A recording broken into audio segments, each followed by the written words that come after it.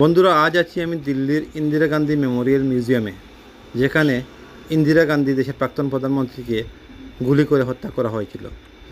ঘটনার দিন ছিল 31 অক্টোবর 1984, সকাল 9:20। ইন্দিরা গান্ধী নিজের বাসার বাগানে হাঁটছিলেন। ঠিক তখনই ঘটে যায় এক ভয়ানক ঘটনা। তার নিজের দেহরক্ষী বেয়ান্ত সিং ও সতবন সিং হঠাৎ গুলি চালায়। প্রথমে 6 বার, পরে আরও 23 বার গুলি চলে।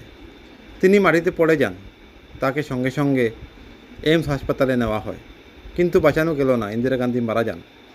এই ঘটনা শুধু একটি হত্যাকাণ্ড নয়, এটা ছিল ভারতের জন্য একটি বিশাল দুঃখের দিন। আজও যেই জায়গা আপনারা দেখতে পাচ্ছেন আমার পিছনে, যে রাস্তাটি, সেই রাস্তা দিয়ে ইন্দিরা গান্ধী হাঁটছিলেন, তখনই ওনাকে গুলি করা হয়। আজও সেই জায়গায় সংরক্ষিত করে রাখা আছে।